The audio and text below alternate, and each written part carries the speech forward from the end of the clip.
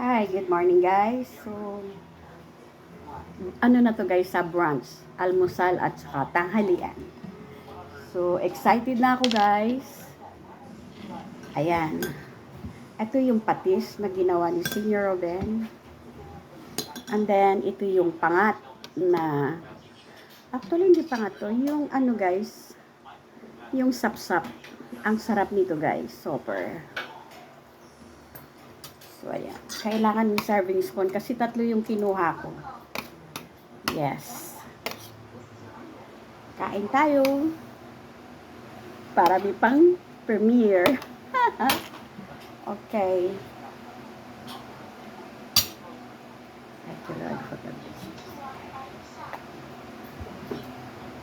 Kita yung room ko.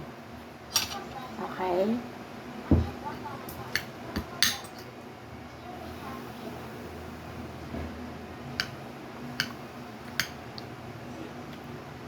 Sarap.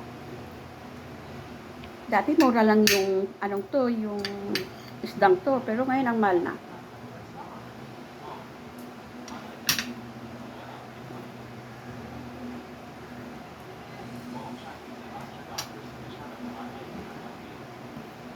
Sarap ng sabaw.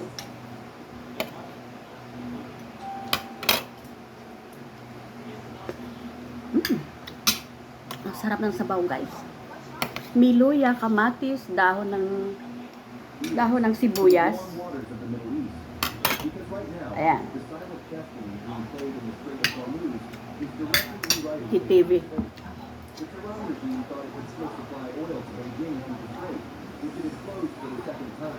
Sarap. Sarap ng sabaw guys, malinamnam.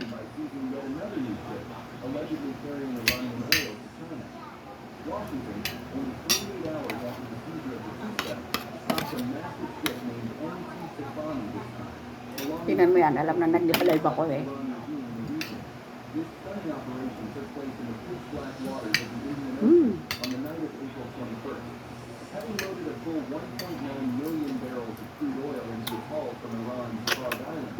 Sarap ng mata guys.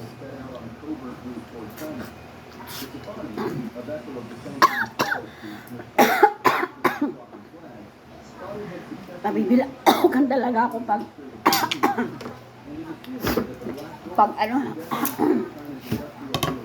pag yung ulo ng sinipsip ko.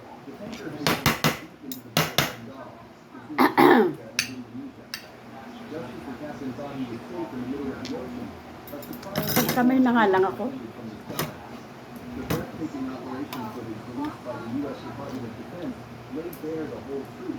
Hindi ko ipagpapalit yung sarsa.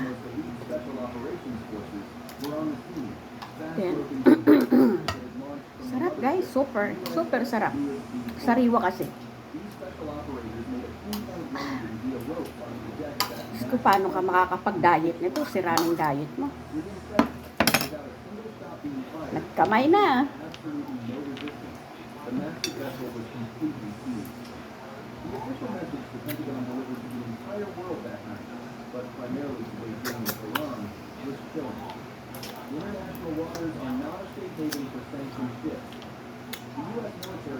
Hindi ko na to i-edit guys, itutuloy ko na to.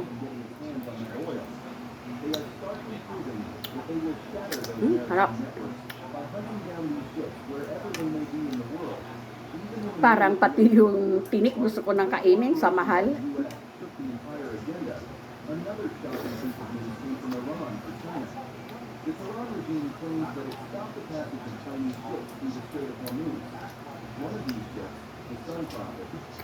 Ingat lang baka matinik. Ang sarap ng pagkakaluto. Yummy. We did not grant passage to a Chinese vessel in the Strait of Hormuz. Contrary to popular belief, Iran does not give blanket approval to all Chinese ships. Iran is essentially confronting Beijing in the Strait of Hormuz, which is viewed as its closest ally. Kalahating kilo. The only shocking news for China. We experienced a second striking surprise in the Strait of Hormuz, with the United States continuing its naval blockade during this critical period. Kalahating kilo, 7 piraso. Kaya lang mahal talaga. guys. vital windpipe 300, 600 ang kilo. into a virtual dead end. Pero okay na, at least masarap. Which punishes Iran on paper, has actually surrounded China with a ring of fire in the region without firing a single missile. Because nearly 90% of Iranian oil is being transported to China through the Strait of Hormuz. Beijing-owned ships carrying millions of barrels of oil are now facing the massive naval Ito masarap na party yung oil. Strait. Sarap. Sarap ng Is unfolding in the warm waters of Hormuz, brought to a boiling point by the crisis. The situation for the Chinese ships in the strait is terrifying. sarap ng mata ng isda. U.S. Pag sariwa and over 10,000 U.S. troops have turned Hormuz into a virtual dead end. All Chinese ships trying to load oil from Iranian ports and set sail into the strait are on the radar of the naval vessels Washington has lined up in the region. This massive armada, led by the USS Abraham Lincoln Carrier Strike Group, is monitoring every breathing floating element in the region in real time. In other words, the Nalaglag. United States Navy has built a literal wall of steel against Ayoko may malalaglag. trying to breach the blockade in the waters of the Strait of Hormuz. This is no ordinary patrol. It is a massive military nervous system, weaving a digital web above and below the sea. Chinese oil ships are practically trapped in the Strait of Hormuz between the U.S. Navy and Iranian ports. However, Beijing's energy bridge traffic with Tehran is also being entirely tracked from the sky. F/A-18 Super Hornet fighter jets and P-8 Poseidon maritime patrol aircraft, constantly patrolling areas near the airspace of Hormuz, instantly relay every surface movement to the U.S. command center. Pagkatapos ito guys, yung nilaban ko kagabi, isasampay ko pa. So pahinga lang ako ng mga 10 minutes or 5 minutes, akyat na ako sa taas. Isasampay ko pa yung mga nilaban ko kagabi. Nag-stop ako, kumanta 3:30. Kasi bumaba yung anak ko. Sabi niya, ma, madaling araw na, kumakanta ka pa. Yun. Tapos, nag-live si Mami. 4 yata yun. Until now, live pa yata si Mami. Tapos pumunta si Ayi. Well, si Mami Jube nandun. Si Pink Cross, si Lavender. Earlier, nandun si Batanggina. Yung inanak. Tapos suddenly, I guess 4:20 or 4:30. Wala nang live ko. Sinara na. One of the most important ships to step onto the stage during this process was the rich Starry Tanker, owned by the China-based Shanghai Guangdong Shipping Company. Carrying roughly 250,000 barrels of Iran-linked chemical cargo, this massive ship harap. was an extremely risky route to navigate around the blockade. The ship's captain had hoped to move silently in the dead of night. Dahan lang, baka matinik. Blind spots of American radar. The rich Starry began to fly silently off the coast of the United Arab Emirates toward the narrow and dangerous waters of the Strait of Hormuz. Kain na na. First, his satellites seemed to be working, and the ship quickly managed to make a move toward the Gulf of Oman. However, they did not realize that this temporary success was actually a deliberate move by the American Navy, because it was not that easy to escape the advanced radar network and satellites of the U.S. Navy.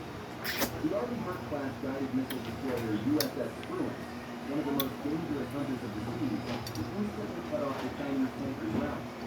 The officers on the destroyer's bridge were watching their targets second by second on their digital screens, setting a flawless trap for the Chinese oil ships. The American destroyer readied its massive barrels and guided missiles to fire, issuing an extremely harsh warning to the rich Starry over military radio frequencies. This warning was not a recommendation, but a strict Ang sulit guys. requiring the ship to be Kahit medyo pricey siya, ang sarap. Those cold commands echoing from the radio were enough to freeze the blood Tama lang yung kanin ko. on the Chinese ship. The massive Sabi nga ni Sisi Mars, kontrolin mo ang kanin ko. Ano lang yung nilagay mo sa plate mo, yun lang yung kakainin mo. Huwag ka na mag-take to. So, tiis ako, hindi ako nag-take to. enormous bulk and practically fled back along the route it came from, retreating toward the Iranian shores. But the big storm Super sarap guys. Pera biro. there. Other China-linked giant tankers, such as the Malikushan and the Peace Gulf, also tried their luck toward the Mamaya. dangerous waters of Hormuz. Alright, thank you very much for watching. Till my next vlog. Ang sarap guys, nabusog na ako. Leaving the smuggling billions of dollars worth of oil. Bye! Following different routes.